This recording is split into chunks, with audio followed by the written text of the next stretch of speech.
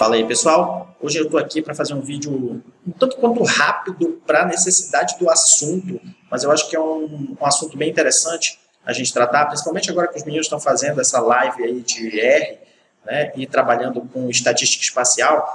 Então, achei interessante trazer esse tema dos algarismos significativos para cá, para a gente poder conversar um pouquinho sobre eles e começar a discussão, na verdade. Esse vídeo não tem a pretensão de finalizar o assunto, até porque o assunto é extenso, né? E a gente vai começando a discutir essa estatística, esses padrões aqui nesse vídeo, lá na live dos meninos, e desenvolver esses temas e a gente aprender um pouco mais sobre eles, beleza? Então, olha só, algarismos significativos, né, geralmente eles são usados numa disciplina chamada cálculo numérico. E geralmente eles estão dentro dos cursos de matemática, física, química, e a gente quase não dá muita importância para eles, né? Porém, eles são uma parte da matemática, né, esse cálculo numérico, que também é importante para a parte da estatística, né? O que seriam, então, esses algarismos significativos? Algarismos significativos, eles são um número ou dígito, né, ou algarismo, como vocês queiram, que deve ser apresentado no resultado, tanto da entrada quanto na saída do dado, né? Então, eu estou falando do número, beleza? Do número. Se eu estiver trabalhando com variável discreta, ele nem é tão importante, porque a variável discreta geralmente é um número inteiro. E, então, ele é importante geralmente para as variáveis contínuas, né? Que aí são quebradas, tem frações e tudo mais. Quantas casas decimais, quais os números que são importantes ficarem ali, como representar isso, são os algarismos significativos. Nesse processo de algarismos significativos, a gente ainda vai ter uma outra parte dele que vai fazer referência à incerteza padrão. Então, toda medida que a gente faz, ela tem uma incerteza embutida nela, tá? Não só as medidas que precisam ser mensuradas, como, por exemplo, o cálculo de área, o cálculo de perímetro, mas se vocês pensarem, por exemplo, em sensoriamento remoto, o que a gente tem é uma medida. Veja bem, o que é que o sensoriamento remoto faz, né? Qual é o princípio do sensoriamento remoto? O que é que ele analisa? É basicamente a radiância. E a radiância, ela é uma medida da intensidade luminosa que chega até o sensor baseado em uma determinada área, né? Tanto que ela é medida em watts por metro quadrado por estéreo radiano, né? Então, nesse processo, ela também vai sofrer alguma incerteza, tanto na chegada, né, do sensor, quanto na transmissão, e assim vai. Quanto maior a cadeia de passagem, de transformação do dado, maior também vai ser essa incerteza, porque cada um desses sensores vai acoplando, cada um desses sensores, cada uma dessas medidas, dessas pessoas que medem, elas vão embutindo erros dentro do dado. E isso é chamado pela gente por incerteza padrão. E é importante a gente conhecer isso. Só no sensoriamento remoto, com radiância, que a gente vai ter isso? Não, em reflectância também. Já se você estiver trabalhando com ND, aí o caso é diferente. Mas com radar, você vai trabalhar com decibéis, com dados de temperatura, com dado de pressão, com dado de altitude, né? Todos eles vão ter algum tipo de imprecisão, algum tipo de incerteza associada ao dado, e isso vai fazer parte depois, lá na frente, do cálculo dessa incerteza e também para a gente definir quais são os algarismos necessários, né? Qual o número necessário para estar ali naquele cálculo, ou no início, ou na saída apresentando o dado. Geralmente, em artigos científicos, você tem que aplicar isso e a gente vai ver isso um pouco mais na frente, né? Beleza, então, dado de área, de perímetro, quando você vai fazer cálculo de métricas da paisagem, você tem que saber os algarismos significativos para você botar ele ali e poder fazer um cálculo mais preciso, vamos dizer assim, né? Equipamentos como GPS, estação total, bússola, nível topográfico, todos esses vão ter esses problemas de incerteza na medição, e aí esses erros são variados, tem vários tipos de erro, depois a gente também pode conversar sobre eles, em um outro vídeo, é óbvio, né? Mas que vão associando essa incerteza dentro do teu dado, beleza? Então, para definir, né, essa seria, vamos dizer assim, a definição do que são algarismos significativos, né? São esses processos, essa incerteza que o número vai ter para vocês. A gente vai já dar exemplo disso, vocês vão já ter clarificado isso na mente de vocês. Então, por exemplo, lembra aquele ditado popular que a gente diz, é um zero à esquerda? Então, o zero à esquerda, ele vem daqui, dos algarismos significativos, que é basicamente todos os zeros que estão à frente do primeiro número significativo, eles não importam, né? Então a gente pode excluir eles, fazendo, é claro, uma aplicação para remoção deles. Como essa que eu vou botar aí na tela para vocês agora, né? Então se eu tiver aí, por exemplo, 0,000452, os algarismos zeros aí na frente, né, ou os zeros à esquerda, são não significativos. Como é que eu troco esse processo? Como é que eu ajusto esse dado? Eu vou só reescrever o número, colocando ele numa multiplicação de base 10 e elevando ao número de movimentos que eu fiz da vírgula. Então, basicamente, vai ficar 4,52 vezes 10 na menos 4. Beleza? Então, essa é uma forma de trabalhar com os dados. Isso geralmente está para a saída. Quando você vai trabalhar com o dado em si, você não tem como aplicar isso dentro do computacionalmente, esse 10 na menos 4. Né? Então, você usa o valor ali, mas você tem que saber que os algarismos significativos são 4, 5 e 2. Beleza? Mesmo sem ter vírgula ou tendo vírgula. Tranquilo? Então, para fazer esse processo, né, essa transformação, o que eu preciso ter, na verdade, é a porcentagem de confiança do dado. E isso vai ser dado, né, a partir de um cálculo, está aí ele para a tela para vocês, que é uma integral, essa integral que está aí na tela para vocês, beleza? Então, com essa integral aí, a gente não vai se aprofundar nela aqui, não é a função a gente tentar explicar aí, até porque a gente faria um vídeo todo só para explicar ela vai te dar aí um intervalo de confiança, que é aquela porcentagem que no fim você vai ter lá a significância do dado, né? Então, basicamente, eu vou ter ali, por exemplo, 65,4, né? Esse já é o meu número real, meu número certo, tá? Mas eu posso ter esse número aí fracionado, por exemplo, tendo 65,43, né? E aí esse 3, ele precisa sair dali da fórmula porque ele não é significativo, porque o intervalo de confiança gerado pelo meu cálculo ali daquela minha integral vai me dar um outro valor, né? Vai me dar o valor de significância até o número 4. E aí tem as questões de arredondamento, por exemplo, né? Nessa tabela que está aí na tela para vocês veem algumas coisas de como padronizar o dado. Então, desde reescalonar ele para uma outra unidade, de metros para centímetros, ou de radiância para reflectância, e assim por diante, né? Até só transformação da posição de vírgula, acrescentar o 10 na menos alguma coisa, ou 10 mais alguma coisa, né? Já é uma transformação que facilita o uso do dado. Então, por exemplo, ali no primeiro ponto, a gente vai ter ali a incerteza padrão sendo 0,144 metros, beleza? 144 metros, 0,144 metros. Se eu tivesse que reescrever isso, né, para adequar isso na minha tabela, no meu resultado, na minha entrada, eu trocaria, né, a unidade de metros para centímetros, por exemplo. E aí eu teria 14 centímetros, beleza? Então, são essas transformações pequenas que a gente vai fazer na entrada do dado. Então, se você está trabalhando com índice de Gini, se você está trabalhando com, sei lá, população, qualquer coisa do gênero, né, que não seja uma variável discreta, que seja contínua, a gente vai precisar fazer esses ajustes, né? São os ajustes dos números significativos, algarismos significativos, e também vai passar pela questão de arredondamento e tudo mais, beleza?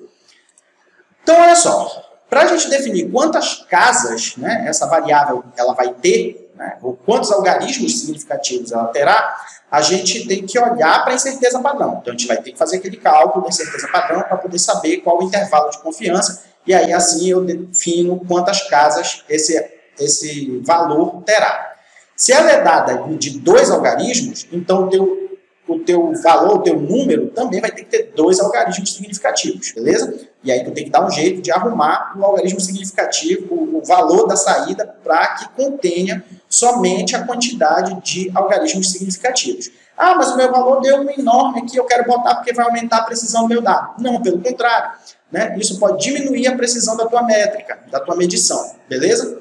Então, o restante, isso é um ponto, né? O restante, né, os números à direita, por exemplo, devem desaparecer do resultado. Elimina mesmo ele. Faz o arredondamento que tem que ser feito e elimina ele.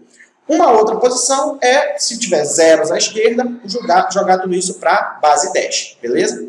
E aí, base 10 elevado a menos alguma coisa. A questão dos arredondamentos, eu acho que isso já é fácil para vocês, todo mundo já deve saber isso, pelo menos quem passa pela academia, né, já vê isso de forma mais, vamos dizer, efetiva, a gente vai ter basicamente uma redução ou ampliação do dado, né? Colocando o próximo número ou mais para cima ou mantendo ele no mesmo lugar e apagando o restante. Então, basicamente é isso. No caso de operações, é fundamental que as duas variáveis, então, se tu estiver trabalhando lá com NDVI e um índice qualquer ou uma imagem qualquer, tu não vai poder fazer operações entre esses dois dados se elas não estiverem com as mesmas unidades, com as mesmas variáveis, com o mesmo número de algarismos significativos. Senão, uma vai estar atendendo a outra, beleza? E aí a tua medida vai estar sendo, vamos dizer, contaminada com a outra que ficou com mais algarismos variáveis, né? Algarismos significativos, tá? Se elas não puderem estar na mesma unidade, por exemplo, sei lá, graus Celsius e pressão atmosférica, sei lá, que é uma medida em Celsius e outra medida em ATM. Então, se elas não puderem estar na mesma, beleza, não tem problema. Mas elas têm que estar no mesmo sistema, com as mesmas configurações. Então, para isso, a gente faz algumas normalizações, né, ou alguns reescalonamentos. Reescalonamentos, você passa aí, vamos dizer, de metro para centímetro, de graus Celsius para Kelvin, de ATM para alguma outra coisa, né? Passa, sei lá, faz os arredondamentos, faz os reescalonamentos que tiverem que fazer. As normalizações também podem ser aplicadas desde que você saiba como tá brincando com elas. E aí tem que fazer igual para as duas, beleza? Então, se for fazer normalização por porcentagem, faz para as duas. Se for fazer normalização por máximos e mínimos, faz para as duas. E assim por diante. E aí tem vários tipos de normalização, assim como tem vários tipos de reescalonamento também, tá? O importante é que a quantidade de algarismo significativo deve ser igual nas duas variáveis, beleza? Se for, aí a gente aplica o arredondamento. Tranquilo? Arredondamento. Então, se eu tiver, por exemplo, 65,43 e alguma coisa, beleza? Eu posso já de cara, né, 65,43, eu já posso de cara eliminar esse 3 e todo o resto e ficar só com 65,4. Se eu precisar de duas variáveis, né, após dois algarismos significativos, né, após a vírgula, aí eu vou ter que ver quem é o próximo algarismo, se for, por exemplo, um outro 3, uma dízima, né, 65,433. Então, eu posso pegar essa dízima, como ela ela não é arredondada para cima, eu elimino toda ela e fico só com 6543, beleza? Todo o resto é insignificativo para mim, eu posso jogar fora. Agora, se esse valor for 65437, por exemplo, então eu vou ter que alterar o meu valor para 6544, porque o 7 já está tendendo a puxar o meu valor mais para cima, né? Se eu for pensar em intervalo de confiança, esse 7, ele está variando aí de 2 a 9, de 0 a 9. Né? Então, esse 7 pode ir embora, mas eu entrego nesse 0 a 9 todinho para o 3 e subo ele para um 4. Beleza? Não sei se deu para entender. Eu vou botar aí na tela os numerozinhos, enquanto eu vou falando aqui, eles vão aparecendo aí. Tranquilo?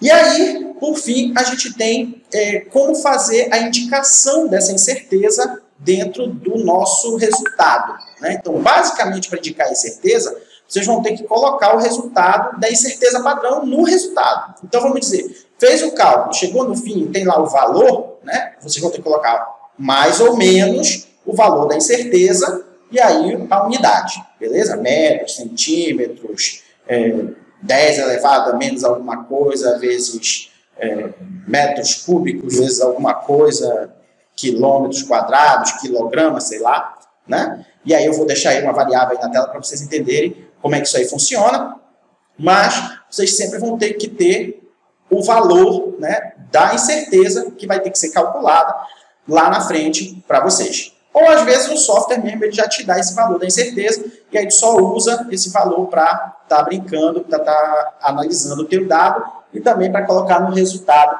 que se for necessário. Beleza? Isso geralmente é um rigor científico, tá? Então, ele dá uma maior confiabilidade ao teu dado, né? Tu ficas com um dado muito mais, vamos dizer assim, confiável quando tu coloca o valor da incerteza associado àquela tua medida. Esse aqui também é um ponto bem interessante, agora eu me lembrei disso, porque geralmente o pessoal questiona, por exemplo, acho que vou botar aí o valor da variável gravitacional, Porque geralmente o pessoal questiona, né? Principalmente os terraplanistas, eles questionam por que esse valor da variável gravitacional ela muda muito, né? Ela tem vários valores, é maior, é menor, às vezes troca os números, né? A variável gravitacional ela também é uma medida, então ela também passa por esse processo de algarismos significativos. Então todo o cálculo que vai ter vai estar relacionado a uma incerteza, né? E isso aí é uma, vamos dizer assim, contrário de mentira é verdade, não é isso? É a fidedignidade do dado, né? da medida da gravitação. O cara está dizendo, olha, esse aqui é o valor que eu encontrei com esse equipamento que eu tenho que tem esse erro. E me dá a incerteza de tanto na minha unidade gravitacional. Então, tem esse processo aí também, tá? Então, basicamente, o que eu queria explicar para vocês era esse processo. Eu vou deixar alguns links aí na descrição. Tem um link lá no meu canal que eu falei sobre um livro que é... Não me lembro agora o nome, mas eu vou deixar a capinha dele aí aparecendo em algum lugar, tá? E aí, esse livro também explica sucintamente, muito rápido, o que são os algarismos significativos, e quem quiser se aprofundar mais, procura a aula de cálculo numérico, que vocês vão ter mais informações sobre algarismos significativos. Tá ok? Se vocês curtirem aqui esse estilo de explicação, né, sobre algum tema da estatística, para poder dar mais um respaldo lá na live dos meninos, vocês deixam os comentários aí embaixo, dizendo se gostou, se não gostou, qual tema vocês querem ver. E aí, caso a gente saiba, a gente possa ajudar vocês, a gente grava mais um vídeo nesse sistema aqui, de apresentando alguma coisa, algum desvio padrão, alguma, sei lá, variância, covariância, para vocês terem uma proximidade mais com a estatística. Tá bom? Então era isso. Um abraço para vocês. Não esquece aí de comentar, se inscrever no canal, dar like, beleza? E a gente vai se vendo por aí, beleza? Um abraço para vocês e até a próxima.